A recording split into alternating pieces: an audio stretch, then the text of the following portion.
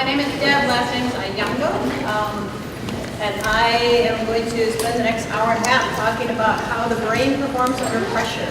The intent is to help you understand a little bit about the chemistry and physiology of the brain, which is what I totally love, and if you get me going, I'll be here for 7 hours. But more importantly, probably for you guys, is by understanding how the brain works. A little bit like what Jeff was talking about yesterday, is you can understand how the brain works. Hopefully it can help you in some of your staff training, with your expectations, or one of the things that happened with me is several years ago now, I was involved in an accident where we had 2 field fatalities and people didn't perform very well, right? And they didn't perform on the field and after the fact, and during the whole intense drama that unfolded with the media. And it's humiliating, you know, there's a lot of shame involved, and there's a lot of, wow, I thought I would do better. And the more I talked about this with colleagues and peers, the more I actually realized that almost everybody underperforms under pressure. And then I started really looking into the psychology of it, which kind of took me a full circle, because my training is actually in clinical psychology. It made sense. And a lot of it has to do with the mechanics and the chemistry of the brain. The brain, our current brain is not made to perform under the pressures that we have. And that's what we're going to talk about today and say, our brains, I'm going to put a line down the middle here, and I'm going to give a bunch of analogies to say, you are our old brains, you are our new brains, okay? You are the limbic system, you are the prefrontal cortex, okay? You guys think you're hot, okay? But you are fluffy. Right? You are our need.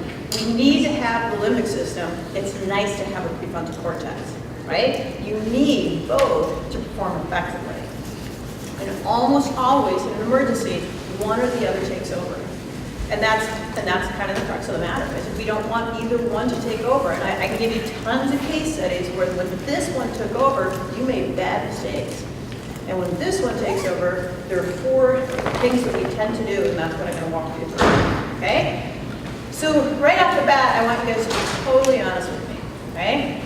And I'm going to say, so when I'm talking about performing under pressure, the primary thing I want you to think about is not how would you perform under known circumstances, okay? Because that's a different animal. And an example of what I mean by that is I do quite a bit with Alaska Regional Life Flight. Okay, so these are medevacs, right? So we have a helicopter, a fixed wing. We go in, we pick up some really sick patient, we fly them back.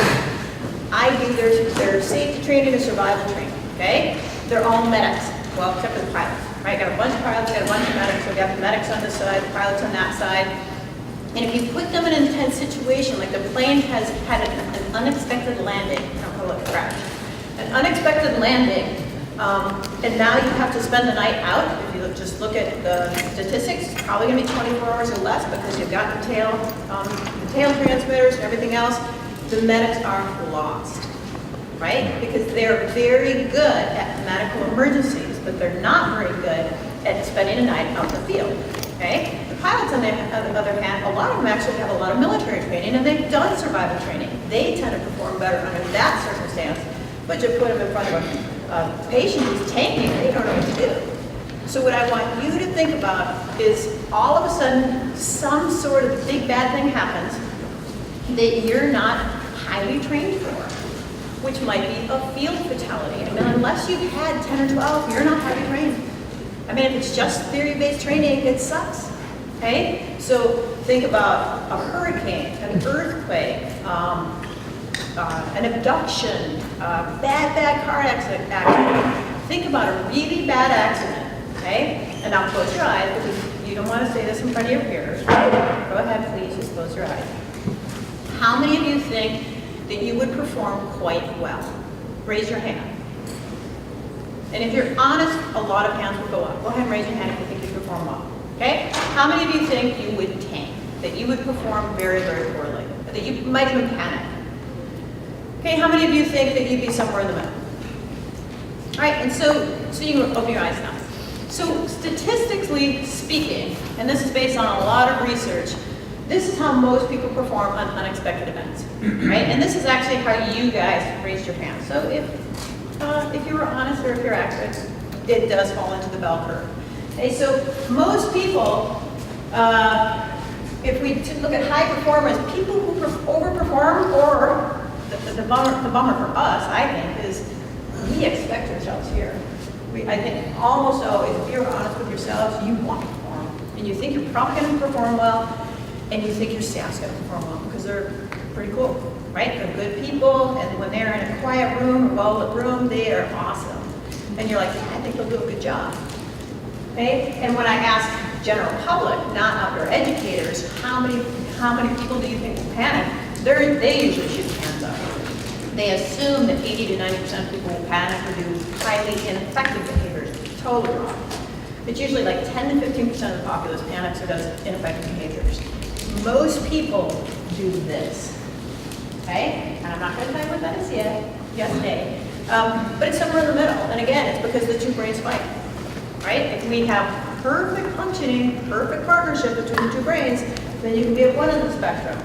If we have one or the other brain take over, then we're at the other end of the spectrum. But usually the brain isn't quite sure what to do when it comes across an unexpected event. Okay, so to talk about those two brains, the limbic system over here is your intent, here's your purpose. You have been around forever, right? You are a frog brain. Right? Not really better, not really worse. You have super basic needs. You've been around a million years, longer, right? And so you are what most people call our subconscious, and a lot of us we use the term, it's the gut feel. Okay, when you say, I just got a gut feel about this. And it is not magic. It's not like, there's some spiritual thing. It's like your limbic system's firing, because the limbic system has really good memory for certain things. It's very good. It's, as it says, it's required for life. Sorry, this side. Okay. The limbic system is super fast, right? Way faster than you guys. You think you're fast. This guy's lightning fast. I mean, from a stimulus to get into the limbic system to fire it off takes like 0.04 seconds.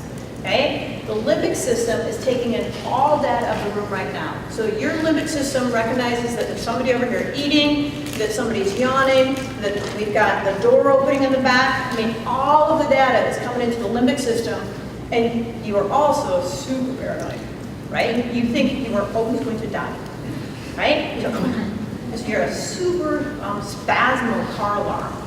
And any data that comes in could harm you. So you throw it at the prefrontal cortex for evaluation. But this, what do you think about this? Could this hurt me? And you guys are like, chill, dude. Chill, I don't need that data. And so the prefrontal cortex is pretty good at screening out non-essential data, right? And so, again, you guys are continually asking them, what do you think about this? And as long as you've seen it before, and you're pretty comfortable with it, you can say, no, don't worry about it. The limbic system is actually very capable of learning, and once you guys get that data a few times, you can learn to chill, right? But the thing is, I think is just awesome, pretty cool, is there are certain things we cannot untrain in that limbic system, right? There's some very clear responses that we have no control over. Darwin did a lot of that research, and he found that no matter what you do, all human beings will have a certain response to certain stimulus, okay? And so, and I'll get into that in just a second. So, I've already talked about the fact that it's primitive, it's super fast, it's hyper-paranoid. It's always historically been responsible for our pleasure, for our pain, all that kind of stuff. And what I'll get over to in a second is what you guys do. You guys repress urges. You guys have the urges. Right? So a case study pretty recently in Anchorage, so I'm from the Alaska, Anchorage area, there was a child, 6 or 7, first grader, and he was released from school. He's going to, mom pulls up and he's going to run, mommy, mommy, and he basically goes over and he trips over a branch, and a branch went up right into his orbit and basically missed the eyeball, but it hit the prefrontal cortex. You guys are urge control. You guys have urges, okay? That child from there on had no control over hunger urge, right? And so now there's a lawsuit because that kid digs through the trash, right? And he like licks wrappers. And the kid has gained over 100 pounds in a little over a year. There is no urge control in the brain. Does that make sense? So you guys, again, you're the urges. We have to have urges to live, right? But we have to have urge control to function. So both brains are important to us, okay? You guys are incredibly good at pattern recognition. You guys are not. And that's the difference between an expert and a beginner, right? So the limbic system can develop a memory of really tiny little things. So when you're on a snow slope and you just got this gut feel that something's not right, it's because the limbic system remembers. Because the experts have seen it 10,000 times. You guys can't figure it out. Because you're just like, I don't know what's wrong here, and you're like, there's no clear data that says this is dangerous, so you convince yourself it's okay. And the limbic system is going, warning, warning, warning. Okay? So you really need to learn to listen to both. An example of that, the memory, is they had a case study where these, basically like the college, remember in college, you would have a college student would do some sort of a study, and they had people come in one at a time, and they put the decks of cards, there are like 4 decks of cards on a table, and everybody gets $20 to start. And they say, you draw a card, and if you get a 10 or above, you get $1. If you draw a 9 or below, you give 50 cents, okay? It wasn't anything to do with that. It was whether or not you recognize the difference between the limbic system and the prefrontal cortex, because you're totally wired up to see what part of the brain was firing. And within 10 to 15 draws, most limbic systems figured out that the game was rigged, that one deck had higher cards. And so you remembered that every time you drew from that deck, you were drawing higher cards. And so the limbic system was firing as soon as your hand reached towards that deck. And it took over 100 draws for most people to convince themselves that that deck had higher cards. Okay? So again, the point is that we have 2 separate brains. They both, we do not just want to think like Spock, right? That's you guys. We need to be able to embrace both. A bummer with the limbic system is it can get overwhelmed because it's that paranoid, right? And so if I go, some of your limbic system, some of your amygdala right now just kind of like freaked out, right? And so any sudden startling noise, smell, anything that the amygdala considers a potential threat, a potential physical threat, emotional threat, anything like that, you will release certain chemicals and hormones, okay? And this is an example of what some of those can do. Pupils dilate, so you can bring in more data. Your blood, in a nanosecond, tends to rush to your muscles so that you can run, you can fight or flight, right? You look big, you look ripped. Historically, a million years ago, you had more hair, it stood on end, right? Because these little muscles contracted as you look big and mean, okay? It have immediate coagulation. You have more coagulants in your blood when the adrenaline response kicks in, so that if you do get your leg ripped off, you won't bleed to death. I mean, pretty cool stuff, right? So there is definite benefit to that adrenal response. This is some of the stuff that we absolutely cannot fight, right? So in addition to, again, if I do a quick punch towards your face, you can't help but blink, right? And so that was one of the things that Darwin found, is he really wanted to see if there was any way any human being could stop that, and they couldn't.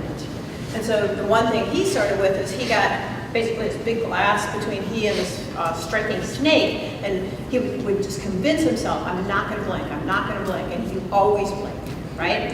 You always work in symmetry, right? And you always have clenched fists. Well, police officers have learned that, so now you no longer learn to put your finger on the trigger, right? So cops put their finger next to the trigger because if they're walking through something like this, and all of a sudden there's a boom, and they hear a noise, if they did this, they would fire, right? So these are automatic responses that we cannot untrain. There are certain, I find this pretty cool. We can teach our limbic system fear by watching video of somebody dying, right? So you can actually teach young instructors how to basically train your limbic system with certain videos, right? It's very apparent for the limbic system what to be afraid of. If you've never seen, for example, you've never seen a flash flood, right? But then you see a video of a flash flood, you can actually learn from that. Okay, so there's certain things that we can do with that type of training. Another thing that Darwin found is that there are certain innate fears in the human being. And the way he did that is he took like 3 months old, 6 months old, 1 year old, 5 years old. They've never seen spider, snake, flash flood, whatever. And there are certain innate characteristics that all human beings are afraid of. Which one is a snake? Not a spider. We are not born to be afraid of spiders. We are born to be afraid of snakes. Okay? The other response that will occur when the limbic system is overwhelmed is the freeze or faint. So we can fight or flight or freeze or faint, right? This is acetylcholine. So now acetylcholine is squirted into the system. And that one does the opposite of the adrenaline, right? Instead of everything getting jacked up, typically with adrenaline, your pulse goes up, your blood pressure goes like this. This one, and your pulse goes down, and very quickly you have no blood pressure, and you tank. And you often vomit. And you look really gross. And historically, they say, well, what that makes sense. You know, I can understand why you want to clot and like you look mean. Well, predators don't like sick prey, right? That's the current theory. Is that if you look really gross and you're covered with vomit and you're pale and like dead, the predator's like, ooh, and the predator's limbic system kicks in. And it says, the last time I ate something like that, I got really sick. Okay, so they leave you alone. Okay, really. So it's just like, this all made sense for the last million years. It's only in the last 100 years that we're like, this is weird.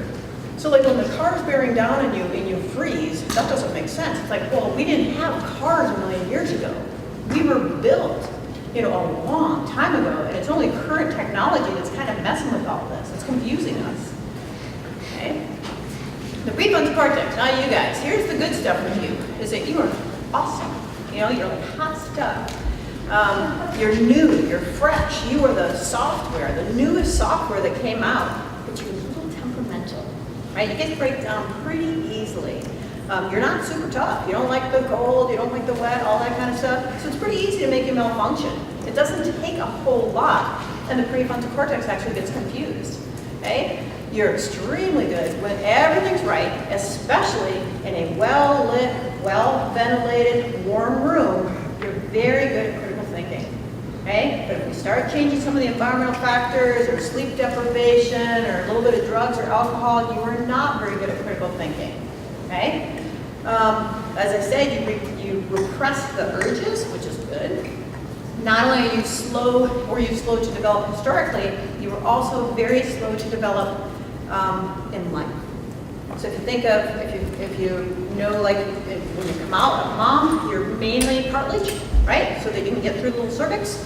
And then you start to develop some bones. And then you have kind of a bone with a bunch of cartilage around it, and then if the bone grows up, you don't have a lot of cartilage, okay? So the bone grows over time. The nervous system grows over time. The prefrontal cortex and all the neurons and the synapses and stuff, they actually grow and mature over time. And the current thinking is that your prefrontal cortex does not reach maturity until you're about 25 years old. Well, let's put this in context. How many of you guys work with 20 to 25-year-old males? I mean, most of them are not neurologically mature. And yet we want them to suppress their urges. Well, what's one of their urges? I mean, first of all, it's about girls, right? And impressing girls. And so that's all going to come into their decision making, right? If you've got somebody over here who wants, oh, let's do that wrong, let's do this, they can't physiologically repress that urge as well as we can, right? So there's certain things that we have to start thinking about as So maybe we're really expecting way too much out of these 18 and 25-year-olds because they're so mature in a well-lit room with no environmental or other factors going on, right? What happens to the prefrontal cortex when it gets stressed? Again, it can be a physical stress, environmental stress, sleep deprivation, or just overwhelmed with too much data coming in at once. It tends to get bogged down. There's tons of case studies that will give you the example of how that works. One that really made an impression on me is that if you don't know what critical thinking is, it's basically if you think of this sequential learning, you've got recognition, recall, understanding, and the highest that we're evolving to is critical thinking. So I'm going to take data from over here and I can apply it into a totally different context, right? So they take what's called a critical thinking task that's just cerebral and a performance task that requires some critical thinking. and they're going to give everybody this test, okay? So let's imagine you all come in one at a time, and you're asked to do this. And I'm just going to use some random numbers for easy math. It takes you 10 minutes to complete the task, and you have 98% efficacy.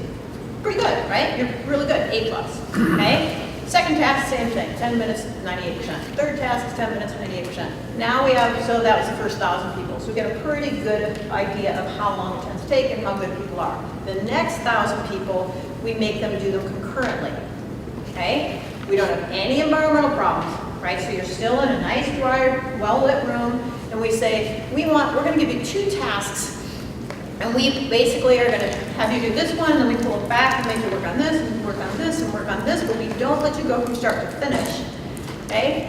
And not surprisingly, it takes you 14 minutes per, so it's gonna take 28 minutes total instead of the 20, and your efficacy drops down to about 90%. So basically, this is starting to be an argument against multitasking. The third, now they do it with another 1,000, and they say, let's do 3. Let's not allow you to start and finish, but let's interrupt it and introduce a new task. And instead of taking a straight 30 minutes, it takes 45 minutes, and your efficacy drops down into the 60s. Okay? Well, as far as I'm concerned, post-crisis response, something happens in the field. What are your field instructors expected to do? Well, your one complex task that's going to involve prefrontal cortex and performance is dealing with the patient. The second one is to deal with everybody else, right? A totally different task as far as the brain's concerned. And the third one is to initiate an evacuation. Those are 3 totally separate tasks, and we're expecting one staff member to do all 3 separate tasks without error. It's not going to work.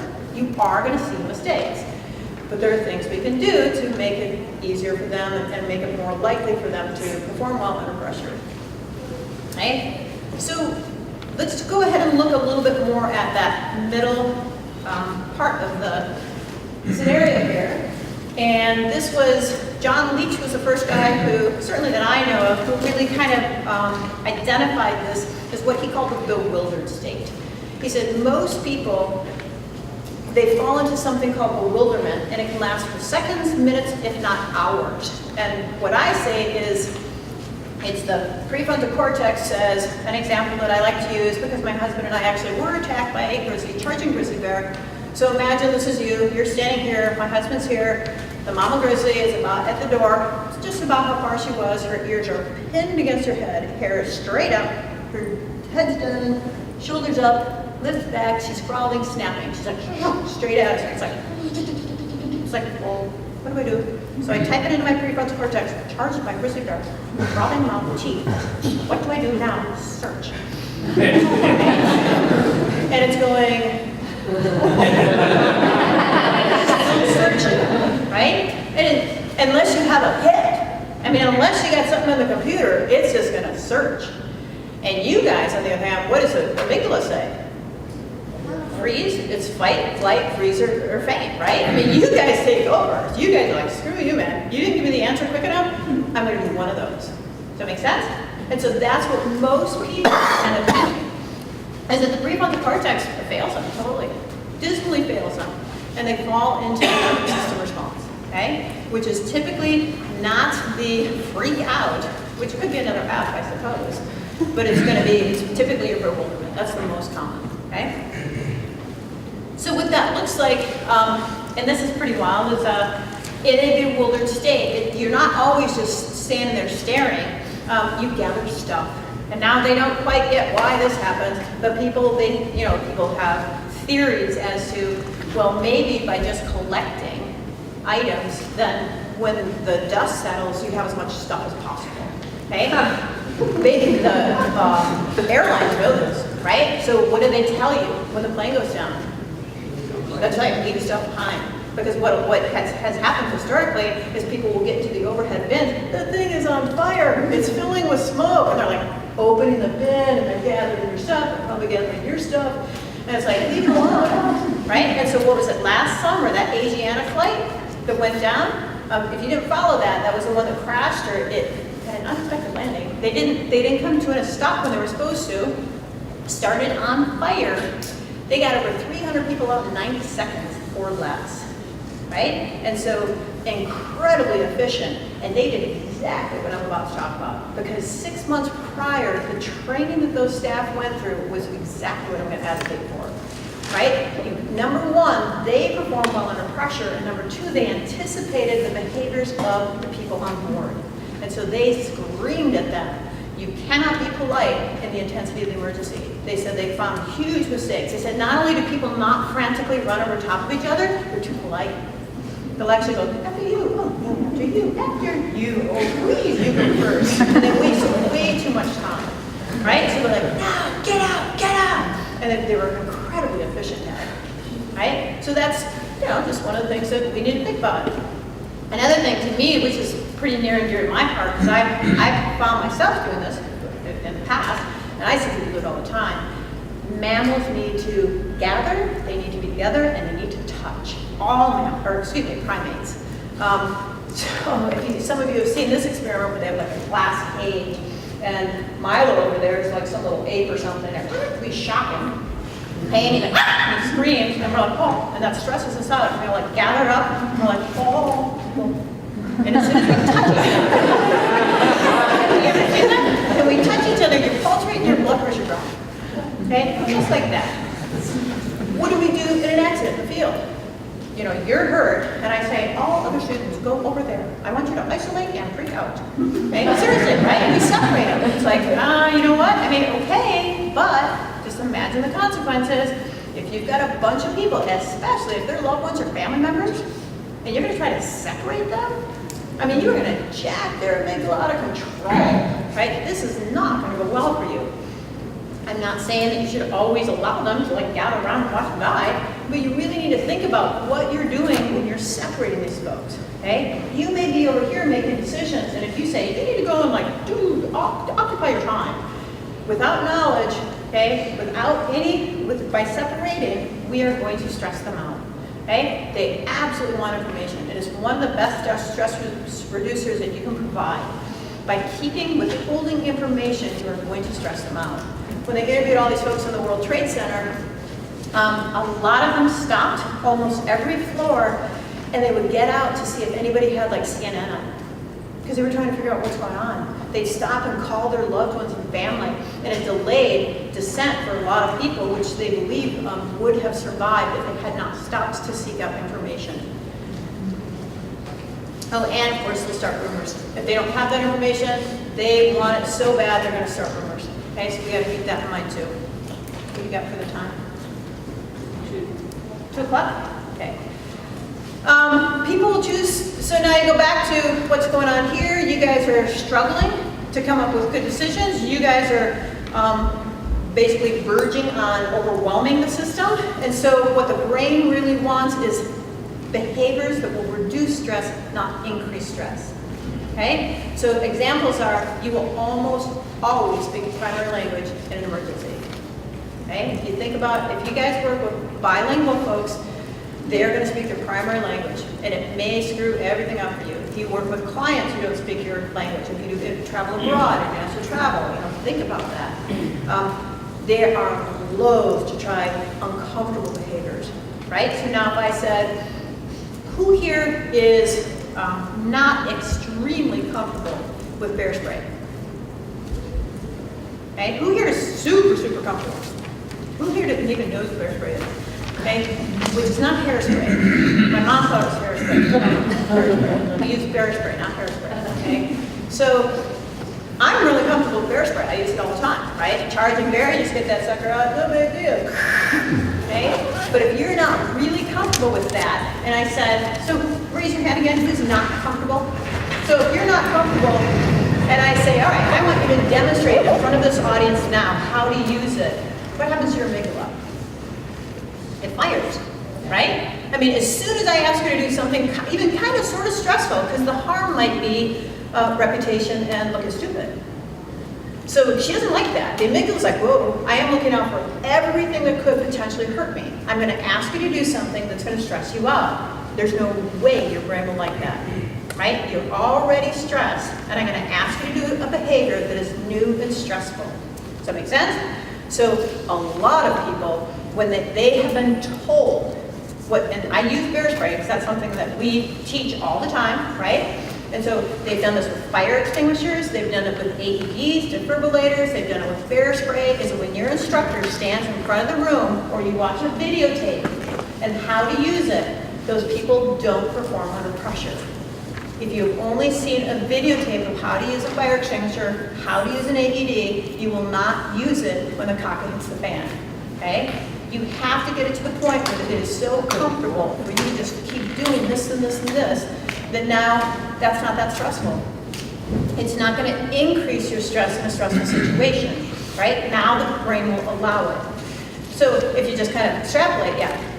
So you mentioned earlier that you were talking about floods and sort of that you can sort of train your brain to deal with fear. Like if you watch floods or you know watch a video of somebody die. So what's that juxtaposition here? So does there have to be something in that AED video that actually impacts my amygdala in order for that? That's exactly correct, and that's what I'm about to get into. That's correct. Okay. So what you want to do is number one, you don't want the amygdala to be overwhelmed. You want to get into what we're going to call the optimal arousal level, right? You don't want to be bored to tears, and you don't want to be freaked out of your pants. You want to be somewhere right in the middle, and that's where you're performing, right? And so just by exposing the brain to certain stresses and certain fears and new behaviors, once you start to become familiar, we can bring you down into this level. Once you're too familiar, you drop into that level. Does that make sense? Okay. So that's when I talk about people are resistant to trying new or unfamiliar behaviors. That's an example. It's just that bear spray or whatever under stress. Okay. Another one is people are really vulnerable to suggestions. You got to be super careful with this one. If you're on one end of the phone or radio, my poor husband, I always tell stories when he's not here. If he were here right now, we'd have a talk. But so another example is we were on McKinley, so we used to guide at McKinley, and we had a pretty significant storm, right? Pretty high winds, super intense.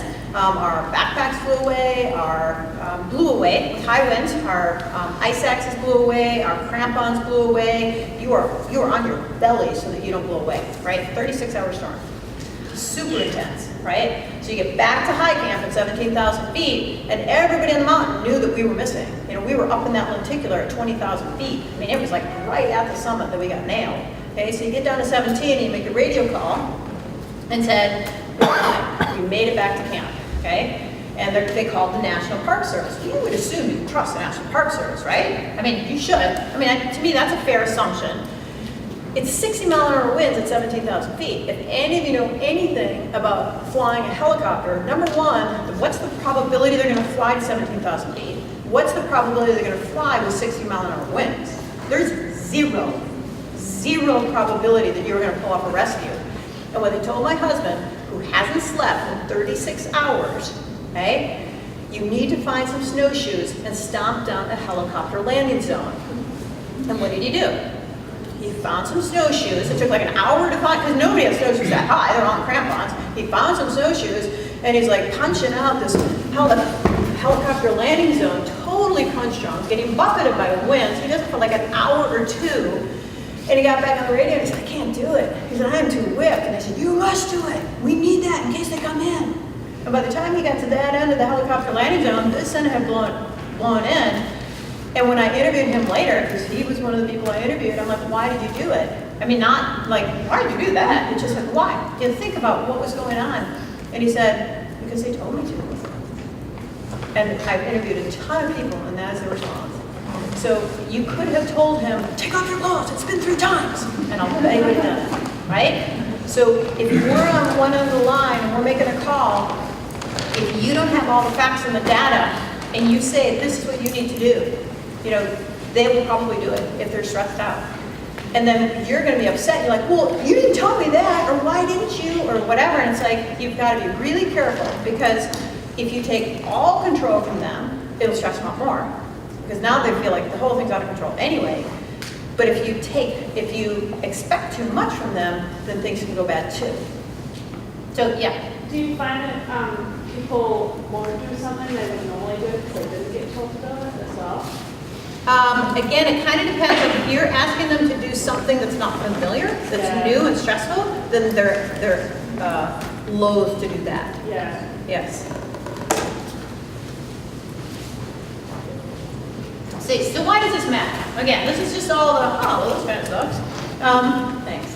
Perfect. Okay, so I do not believe, in my experience, I don't think most people are truly prepared for the cockpit hit pain. I think that they've got great emergency action plans on paper. They've talked about it. They've done it in theory in a warm, well-lit room like this. And then they're, for the most part, their trainings suck. Really. I mean, they're just not effective as far as what I want to see is following a training. What is your performance 6 months from now? What is your performance a year from now, 2 years from now, 3 years from now? And if we're not getting good performance out of you in 6 months or a year or under pressure, then we need to rethink our training.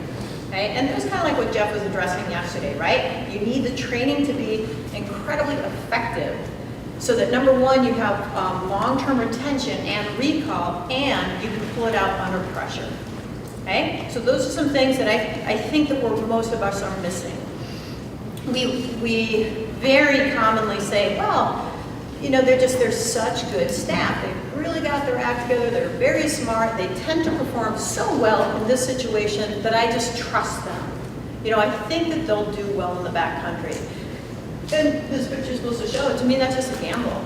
They might perform well. They might be that random 15% of people who actually perform well, like, oh, that is good. The plane is crashing. This is interesting. They might be that other 15, and often they're the group in the middle. And that's the folks that, I mean, probably interviewed 20, 30, 40 of the people here at the conference at some point who were involved in some sort of a pretty bad incident, and they, as far as they were concerned, they underperformed. There's something that they did that was like, I wish I could do it again. Because, you know, it's like they just didn't happen to nail that 15%. They were the normal 85% that's left. Some of the problems with our emergency action plans is that we actually never practice them. The most common that I see is people do medical trainings, right? You do the woofer, you do the wilderness first responder, you do scenarios, which are awesome, right? That's a really good practice tool. And you should do, just like Jeff was showing yesterday, you know, your water-based training, your snow-based training, all of that kind of stuff. But we just kind of get tidbits of it, you know. And it, you know, you made a good point, Jeff, with like avalanches. You know, we don't really let people ride avalanches and then bury them. That's just not acceptable. So what do? We simply have them practice beacons. And I'm not saying you shouldn't do that. I'm thinking that we can just do more than that, right? So we can actually expose people to different training situations that will be more effective in the long run. And how do you do that? And now I'm going to go through some suggestions that come from a variety of resources, a bunch of research that's out there that said there are 4 main ways to modify performing under pressure are these 4 things. It is how you train, how you practice, use of imagery, which is not the top of the list for sure, but it is what a lot of experts and elite performers use. They actually have found that that tool is pretty effective. And then we have to learn how to give better feedback. They have shown that feedback, practice by itself does not make perfect. We say practice makes perfect. It's like, no, it doesn't. I mean, you can shoot a basket, you can shoot a free throw 10,000 times. And if you don't get any coaching or feedback, you're gonna, if you started bad, you're gonna end bad. You don't just magically get better because you practiced. You need some sort of feedback and coaching. Okay? And so we need to become better at doing that. In order for people to learn, and this is, guys, theory of education, you can look this up, there's a lot of stuff on this, for people to retain and recall, especially under pressure, okay, you need them to learn while they're in an optimal arousal level, okay? I know that sounds bad, okay? It's not.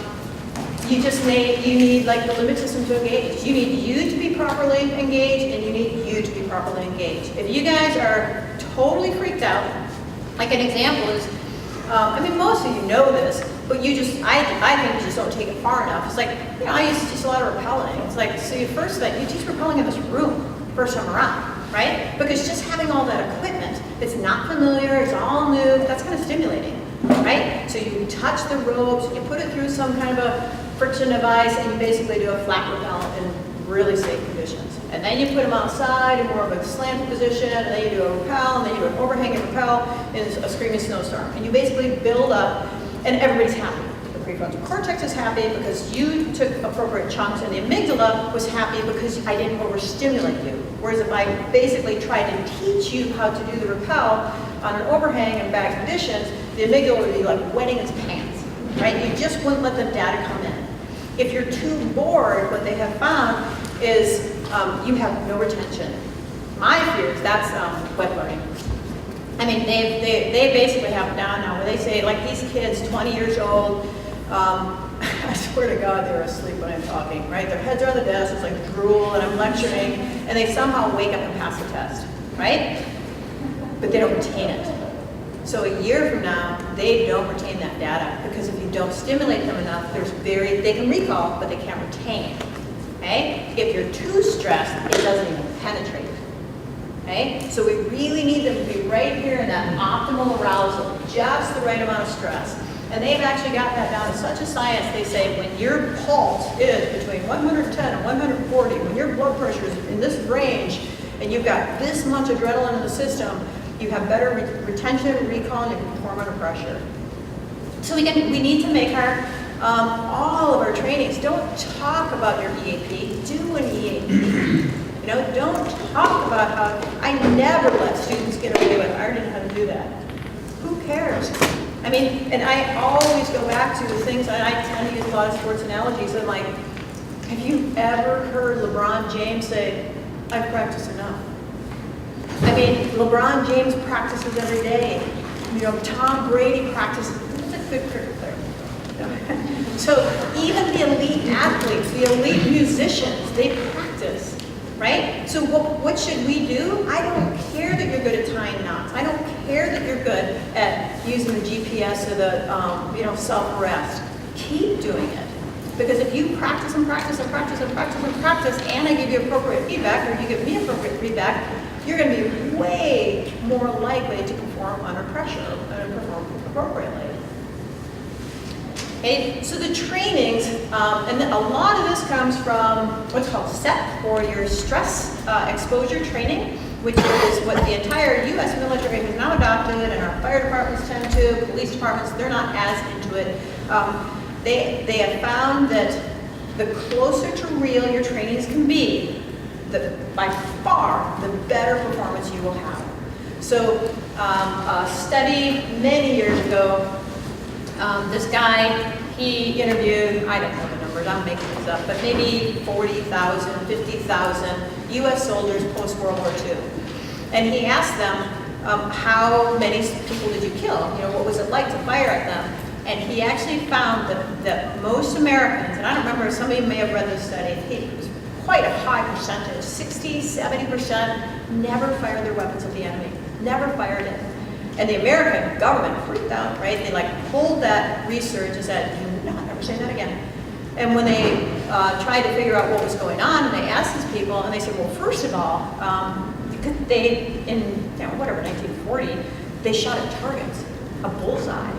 And what their first response was is the Germans looked nothing like bullseyes, right? They said that wasn't close. They said we had this like still target, and it was this bullseye. And the Germans looked just like us, right? And so I could empathize, and they were moving. And they said I couldn't do it. And so potentially 70% of our soldiers couldn't shoot the enemy because they didn't practice right. So now, what's that? I think it was a higher number. They had 80 some. And so what did the military do? They started making you shoot at moving targets that look like the enemy. And they got their trainings more and more and more real. Now I do some stuff with SEALs. They do nasty stuff, right? Their trainings are pretty darn real. They use kind of like the equivalent of paint guns and let them shoot each other, and they have bombs and everything else. I'm like, that's awesome. Can I do your trainings? And they said, sure.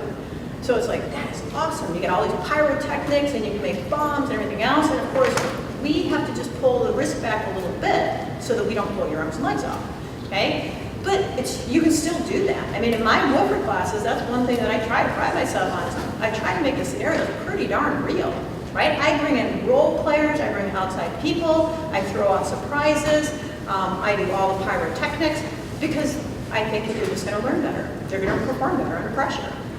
Okay, so you need to think about how to make your trainings as similar to what your circumstances are as possible. If you think that you're going to be dealing with water rescue or water response, that's what you should do. If it's going to be in snow, that's what you should do. If it's at dark, you should do dark scenarios. And again, it's not always just whooper. It can be a behavioral incident. It can be a bear incident. It can be, I encourage administrative action plans. You know, and that's what I did the other day with the 4-hour training is, all right, so you're an office person, you're gonna get that phone call, I'm gonna jack you up during the training and make you super stressed out and see whether or not your administration action plan is actually gonna hold up to stress under pressure, okay? Here are some stressors, and all of this is on the website, by the way, so you guys have easy access to this. So these are when they talk about how you can modify your trainings to put people in the proper range, right? I don't want them too stressed, and I don't want them too bored. Sometimes you'll have people who are not stressed out, right? And again, you really do, and I think hopefully, Rick, this is what addresses what you were talking about, is if you've got somebody who, they do a scenario or some kind of a training, again, when I say scenario, it doesn't have to be a whooper, wilderness first responder, whatever applies to your organization. You do a training, they do it a couple times, the amygdala chills, right? The amygdala's like, oh, I've seen this before, certs are, I got a hit, got a hit. So very quickly, you guys are engaged, you're not so freaked out, now you gotta up the ante. You gotta make it a little more stressful. Well, you don't necessarily have to have more bombs, add an induced stress, right? So if I make you perform a skill that you've never performed. So some of you guys might know this study came out a while ago and it said they interviewed adults, basically everybody in this room, and actually I should go way beyond this room because it wasn't just outdoor professionals, people who go outdoors to play, recreate, whatever. They said, what are you most afraid of? And they were wondering if it's like storms or animals or bugs. What do you think the greatest adult fear is? It's looking foolish in front of your peers. That was identified as the greatest fear of all of us. We don't want to, especially competent adults, right? Because everybody in this room is competent. And you don't want to look stupid in front of other people. And so very commonly, what I have seen is people will say, maybe they're not very comfortable with a new piece of climate equipment or technology. And I'll say, hey, Chuck, go ahead and let me see you do this. And, I'm cool with that. I've done that before. And really, there's a good chance that that stresses him, right? Because he doesn't want to look stupid, and so he chooses not to do it. Whereas in reality, that's the opposite, right? It's just like I go in with the assumption that, and again, I try to do it without being condescending, but I assume you don't know how to do it. And it's like, let's just play with me, okay? Let's just say you don't know how to do this. I just want to make sure that when we teach this, I never say, everybody knows how to use this, right?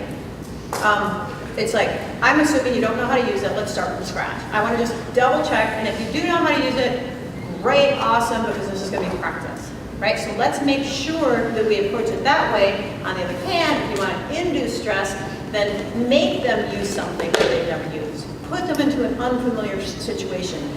Let them know they're being evaluated. And I don't do it to humiliate, I do it to stress. Totally different, right? And the way I do that is I almost always use video cameras in my trainings, and I get in your face, and I ask you questions on film because your head is going to be in, when we do the debrief, you're going to be up here and everybody gets to see it. And again, it is not the intent to embarrass you or humiliate you, it is the intent to stress you out, right? Because once you do that again and again and again, and give you appropriate feedback, then you learn to perform under pressure, and that becomes okay with you, and you actually get better and better and better at it, okay? Surprises are awesome, so I always include some sort of a surprise, and it can be anything like an emergency, like an EAP, so emergency action plan, that's what EAP is, an administrative one, when you, like I'll do the whole thing where might be a fishbowl, this is the table here, and I'll say that Carolyn is on hot seat, so she's sitting here, and I'll put a phone right there, and you're all gonna watch her and evaluate her, so right off the bat, you're already probably getting stressed.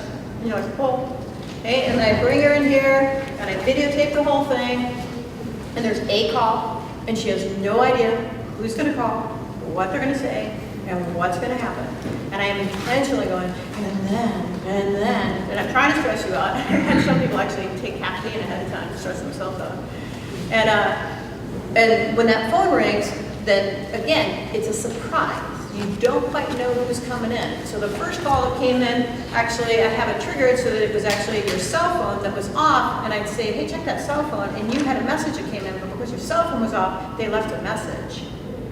But now they're no longer in reach, right? And so basically just throw out some sort of a surprise that is pretty real. Again, try to make it pretty real. And it's like, so my point is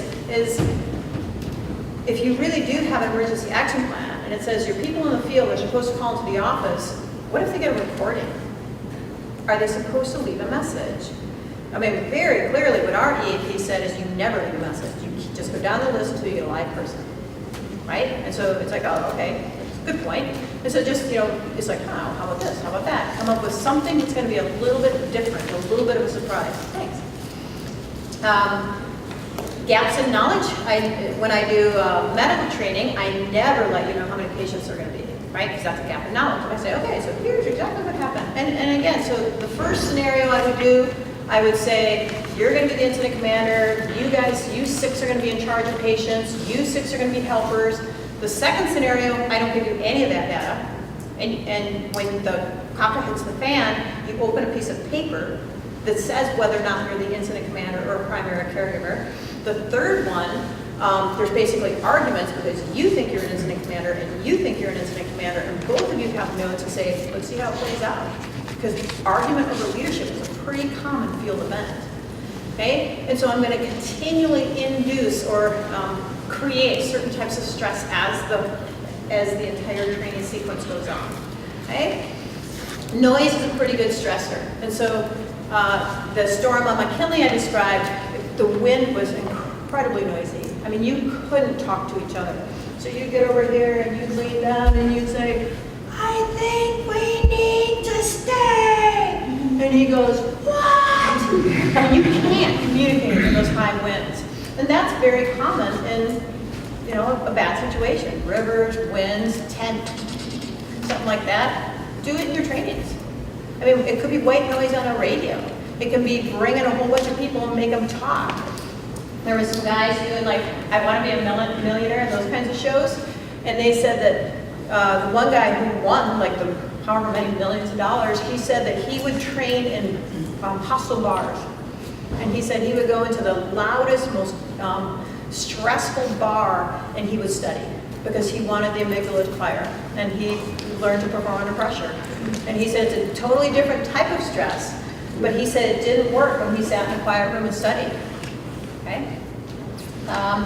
You can just go through all of these things. If you have any questions, these are just different examples of how you can actually include or increase stress as you see fit. Sometimes you need to reduce stress. Some people are not performing well, and it's actually important to bring them down because, again, I don't want them to lose confidence and humiliate them. I want to get them into that optimal arousal zone. And so by giving knowledge, by making sure they're familiar with something ahead of time, by making something routine, that will bring them down. And ultimately, I want it so that this, whatever their performance is supposed to be, is pretty familiar, right? It's pretty comfortable, it's pretty routine for them. And once that occurs, then they can perform under pressure because it's not, any new little twists or turns or surprises isn't going to overwhelm that prefrontal cortex. Okay? Checklists have been found to help quite a bit. The aviation industry knows this, and they adopted this years ago. So, you've got the captain and the co-pilot. They follow the checklist. They are now adopting that like in emergency rooms and in operating rooms. Very common in the medical industry now to have checklists, and everybody goes through checklists. Checklists do not replace brains. Checklists double check that when you are under pressure, you're not performing poorly, right? Atul Gawande's Checklist Manifesto is a decent read. It just kind of helps you understand how to use checklists. A checklist that the very first thing on the checklist says, don't panic, is not an effective checklist. Okay? That's just, it's like, oh, awesome, I'm glad you told me. The checklist should probably be 10 bullets or less or fewer, right? And they should be just very succinct of this is what should happen next. This is what should happen next. Did you remember to? Okay? These things here actually are being used a lot by the military. And so you say breathing techniques. Like I'm not really into yoga and meditation, so I had never really adopted this one, but pretty tough dudes in really difficult situations have been taught that, all right, so you're basically hunkered down and bullets are flying over your head and your amygdala is about to explode. They breathe in for a count of 4, they hold it for a count of 4, and they exhale for a count of 4, and they can typically bring their pulse and their blood pressure down by 10. Okay? So these are things that we can encourage our staff to do in the field, or the people in the office who are dealing with the emergency. Let's just do a couple breathing techniques. Let's have a really solid checklist. And laughter can be a bit of a catch-22, because if your clients ever know that you were laughing on scene and that information gets out, that can be devastating. But I tell you what, laughter really helps. I work in an emergency room occasionally, and I do my darndest to make patients laugh, and they really appreciate it. I mean, because they're stressed out. I mean, if they come in hurt, and their arms are crooked, or they're afraid that something really bad's happening, and they laugh a few times, I've got the cuff on them, but you can see their blood pressure drop. You can see their pulse rate drop. Okay, so don't be afraid to use laughter if you're trying to break down stress. Don't be afraid to encourage your staff to do that when your students, your clients are wigging out. Practice with intention. I use that term a lot, and some people don't really know what that means. Again, when I do any type of training, I am always thinking about what's the intent of this? What is the intent of this question? What is the intent of this example? What is the intent of this case study? As a teacher, as an educator, I'm very intentional with every single step I take. With the practice, same thing. I don't want you to just practice for the sake of practicing, which I really think a lot of people do, right? So you go out and you do mountaineering world just to knots, to self-arrest, and it's like you need feedback, you need intent. So why are you making them do it again and again and again? Because if they do it too many times, it becomes redundant, then it becomes boring, and I've pretty much lost all value. Okay? So I need more than that. That said, I also don't think that means limit practice. For the most part, there is no such thing as too much practice, as long as the practice is intentional. Maybe you're just building familiarity and routine. I'm giving you the appropriate feedback. So just make sure that there's more to it than just throw them out and let them go for it. Okay? The use of mental imagery is something that I hadn't really thought about it. I was like, yeah, I guess I knew that. But when I was going through a lot of the research, almost all elite performers do mental imagery. And they talked about, again, the athletes, the musical performers, they envision themselves on the stage. They envision themselves on the court. They envision themselves skiing down a route. And they actually found that improves their performance. And it may take somebody who's at the 99% level and bump them up to 100. So it might not be a ton of improvement, but it does improve their performance. And so I've started to encourage people to imagine what it's like to be in the field. Imagine, and that's where you can take appropriate videos. When I'm using case studies and videos, I am never using it to diss somebody, right? I am not using a case study to go, isn't this guy stupid? If you're going to use case studies and videos, what I try to do is I try to find something that it's not obvious somebody made a mistake. And it's way easier for you guys to put yourself in their position then. As soon as you see somebody making a big mistake, or as soon as you read a case study and somebody makes a big mistake, what research shows is we tend to put a big wall right there and go, that person's stupid, and I'm not stupid. So that's not me, so then you limit learning.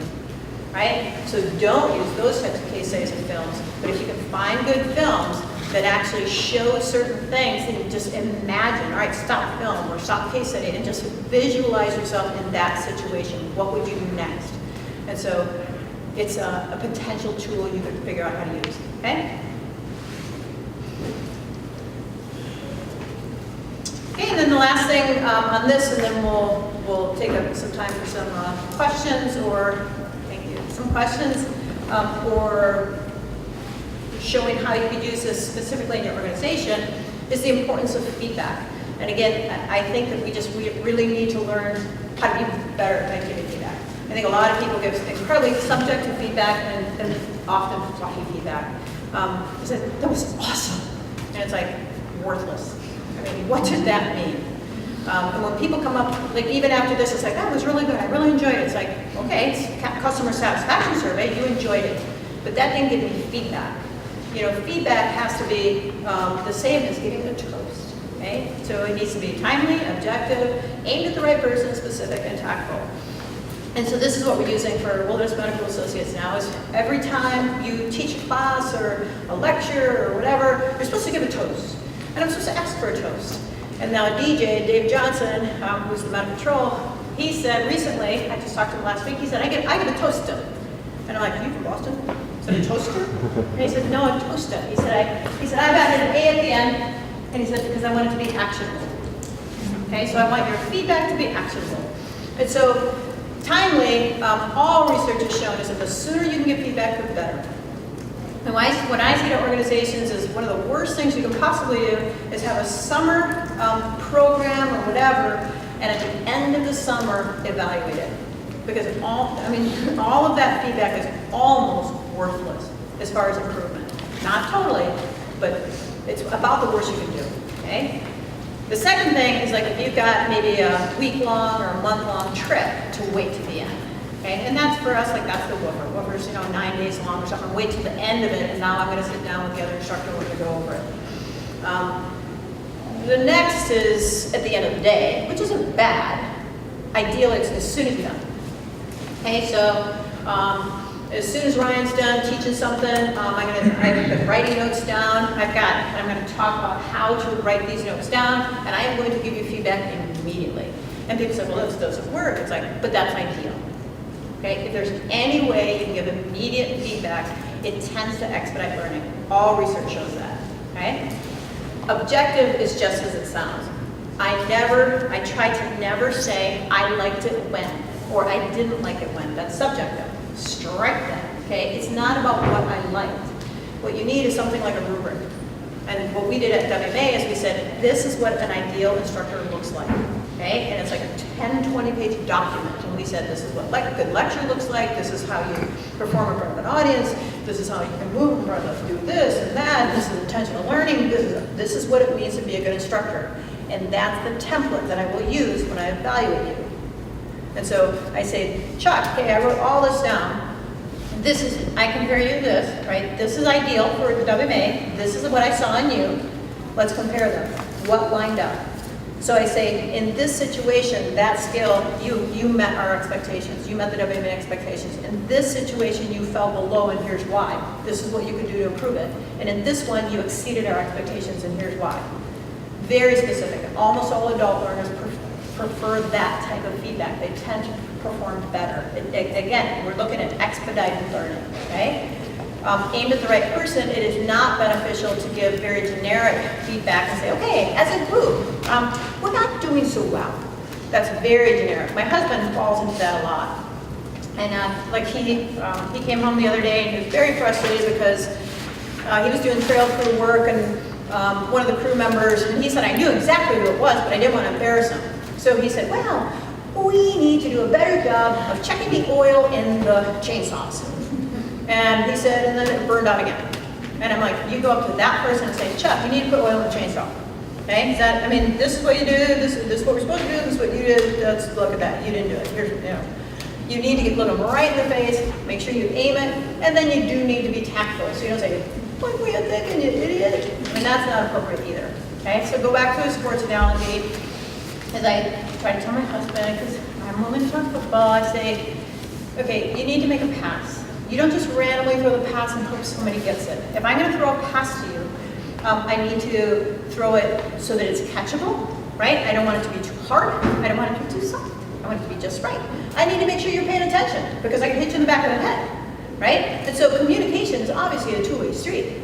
And I might throw a perfect pass, and that's what he was saying. It's like, I threw this perfect pass. And I'm like, yeah, but they weren't looking. You hit him in the back of the head. Whose fault is that? And so in order for this to be effective, we really need to make sure that it works both ways. Okay? Any questions on this feedback stuff?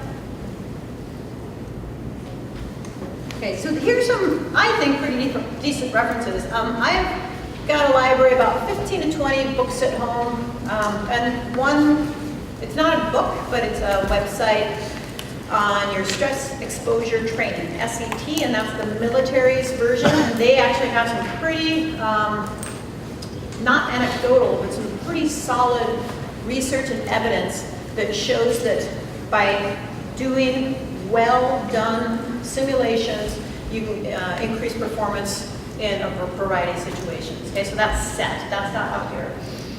Survival Psychology by John Leach is a little bit dry. It's pretty hard science.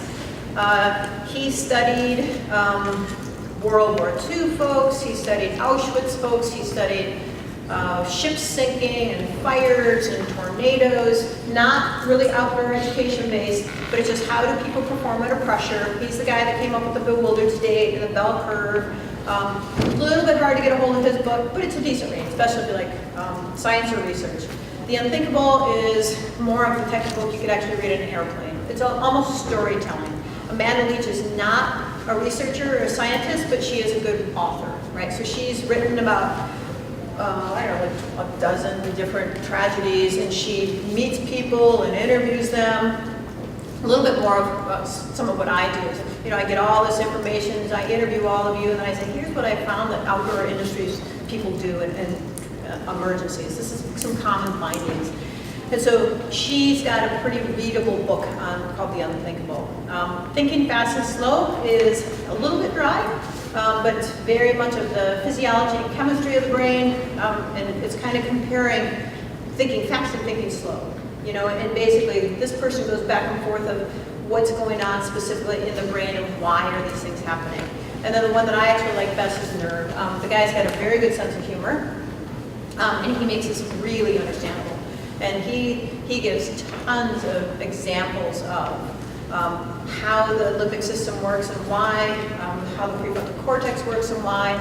He's also got some pretty interesting data in there in things like, they talk about like the hippocampus. If you go back to that limbic system, the hippocampus is right next to the amygdala, which is that midbrain, right? So your limbic system, and the hippocampus stores emotional memory, right? So if you have a memory under intense emotion, you tend to remember that for the rest of your life because it's seared. It modifies or changes the neurons.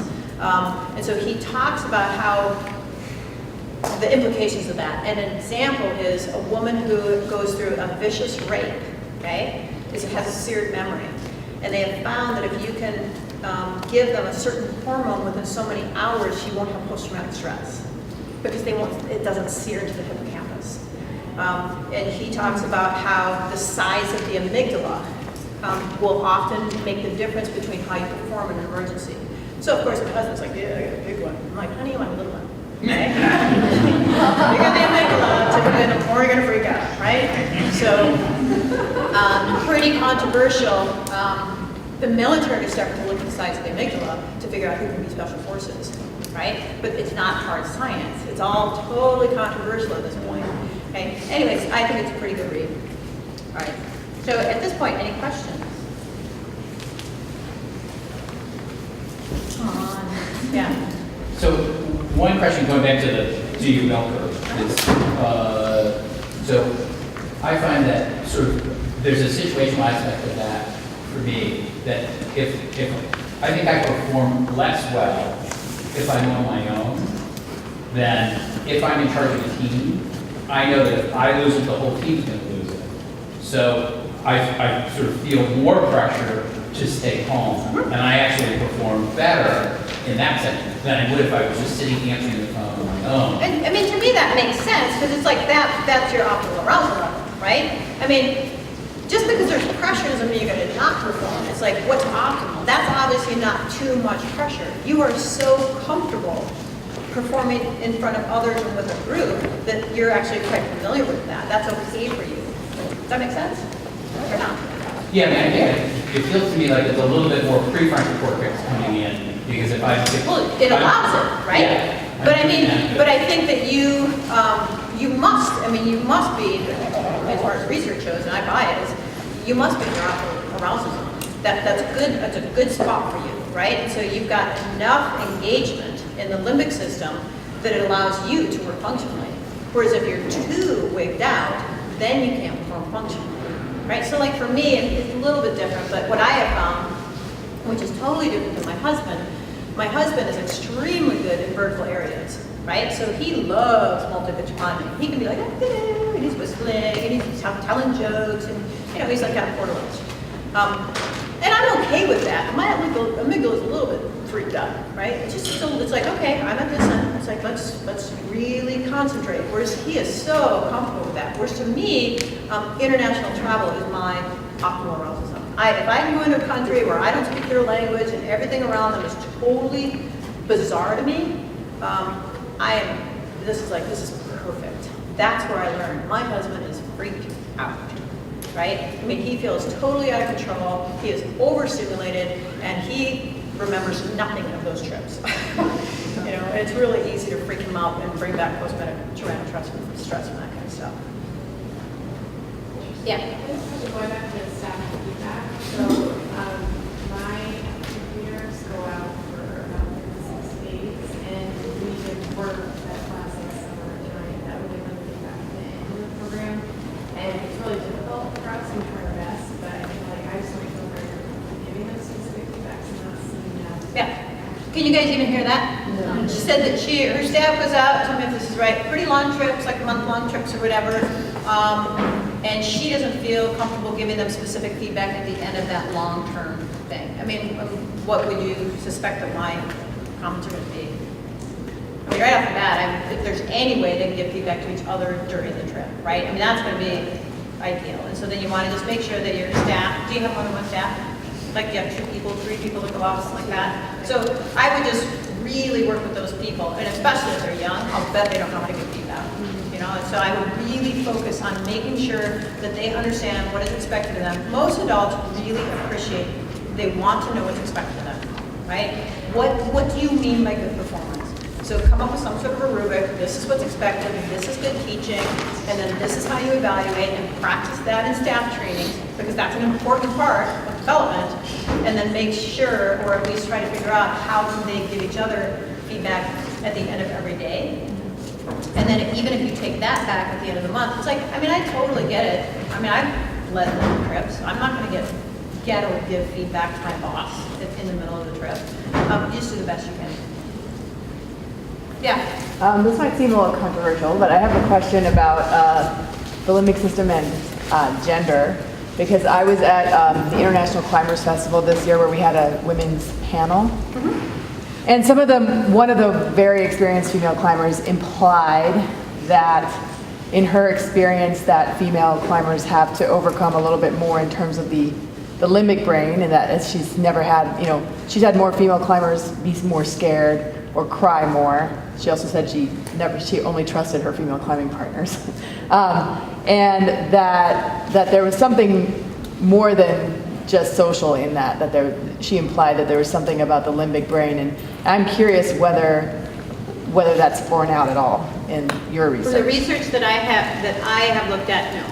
Okay. The research that I've looked at says that as far as the physiology of the brains, there is no difference.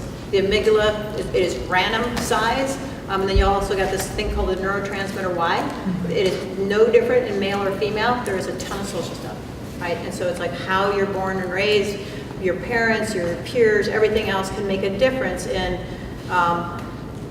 the suppression of the amygdala, impulse control, all that kind of stuff. And most research says that if you're really seeing that, it's more social than physiological. Is that what the hormones have anything to do with that? Not that I know of. Yeah.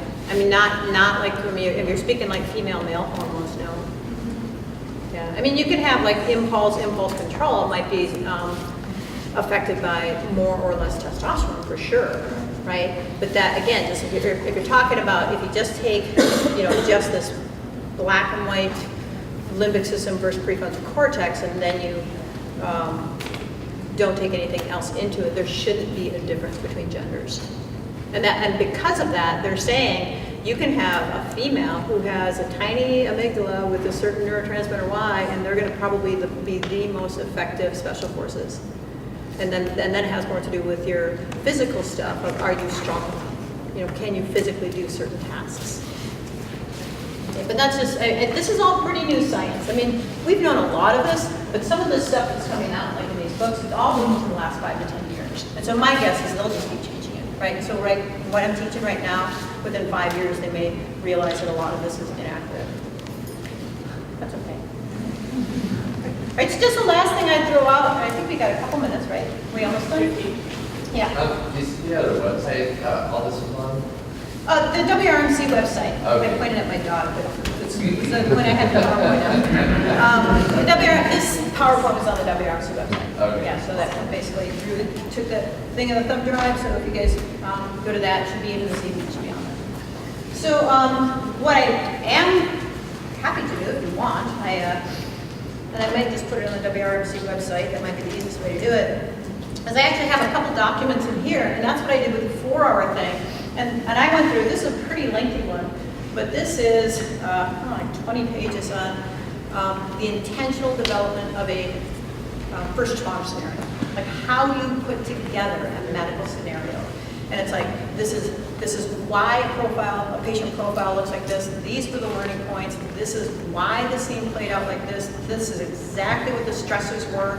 We want this person to walk in at this time of the scenario, blah, blah, blah, right? So, that's a very specific scenario. And then I have a second scenario, which is an emergency action plan.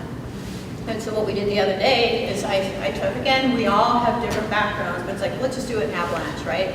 So this was on Kodiak Island, and I'm really familiar with the area and the terrain, and I work with Kaiser, which is Kodiak Island Search and Rescue. So it's like, okay, so basically there was an avalanche that buried a youth, an 8 to 16-year-old kid, right? And so the guy who calls in has to climb up onto the ridge to get out, right, to make a phone call out. So he climbs up to the ridge, calls in, and then I talked about there's a fishbowl, right? So, and what I just said, you're in the hot seat, and it's like, here's the purpose of the fishbowl.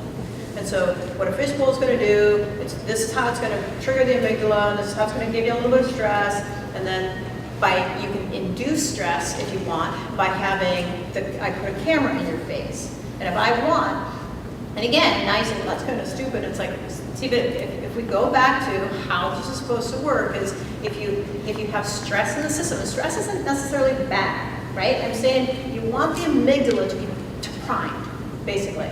So if the amygdala is primed, whether it's with noise or with people are watching you, you're going to have a camera. If the amygdala is primed, okay, number one, you learn better. You have better retention and you have better recall. Number two, you are more apt to perform under pressure later. So there is purpose and intent of making your scenarios stressful. Whereas if you sit at a table and say, okay, so everybody get out your EAP and let's just look through it. All right, so here, just make sure you know who you're supposed to call. Any questions? I mean, what research has shown is that's almost a worthless training, right? There's no retention, there's no recall, very poor anyway. I mean, you can do it again and again and again and again, so it becomes familiar, but really what they have shown, and this is what I've seen in my own day-to-day, is once you get in the field, if people are pretty freaked out, especially those young staff members who've never seen anything, I mean, they're really pretty stressed out, they don't remember their phone numbers. They don't remember their date of birth. I mean, they don't remember anything. And now you're expecting them to basically function now. And so it's like, I mean, in the back of your sat phone, you put telephone numbers and you laminate them, right? And you basically make it super easy so that they don't really even have to have a prefrontal cortex. They can just follow directions, right? And it might be that they don't need that. But they've shown that people who are overwhelmed with the situation, even temporarily, will perform better with some sort of reminders. And so I've come up with like little cheat sheets, little laminate cheat sheets, like 10 little things. It's like, put that in your first aid kit, put that in your survival kit. And it's like, oh yeah, that's how you start a fire. Oh yeah, that's how you use a sat phone. Oh yeah, that's how, just little tiny things, just little tiny reminders. And again, with this EAP scenario that we did, it was, you give some background information, this is the scenario, this is the phone call that came in. When I do scenarios, and I know Claire's the same, because this is Belinda. Claire and I've done scenario training before with Belinda. we totally time our phone calls. Like if I've got a lot of teaching and learning points in between, you'll get a phone call, we all listen to it, click, you hang up, and then if I think that there's probably, 6, 8, 10 questions, the next phone call's not gonna come in 10 minutes. But if I think there's not a whole lot of learning right now, the next phone call's gonna come in 1 minute. And so like my phone calls are wired, one's gonna come in at 9:02, 9:08, 9:15, and 9:16. And then I try to think of a bunch of surprises I've seen for real. It's like people don't get, that, did you remember to, like in this avalanche scenario, collect the beacon? I mean, the organization gave them the beacon, they were buried. It's like, you want that beacon, that's evidence, right? Who's gonna think of that? That's just not a big consideration when you're in the field. And I don't blame you, because it's not a priority, but it would sure be nice if somebody got that beacon, right? And so those are some things that you can actually build into these scenarios and just say, just think about it. Is this worthwhile for you to actually put into your emergency action plan? If there's on the checklist, if the third in command in the field says collect evidence, if beacons were used, probes were used, shovels were used, collect them, set them aside, make sure nobody messes with them, that might be something that you guys would want to put into your emergency action plans. And you can totally bring that out by testing the system with a scenario. Anyways, I am happy to email that to you, or I don't have hard copies for everybody. I don't know if that kind of thing would be appropriate to upload on the WRMC website, but if you guys want that, what I said to the last group is, I actually handed them out at the last session, is just give me a business card, and clearly and legibly write what you want on that business card, and then I'll just email it to you. Okay, but then I would want you guys to just put that on the table. All right, thank you.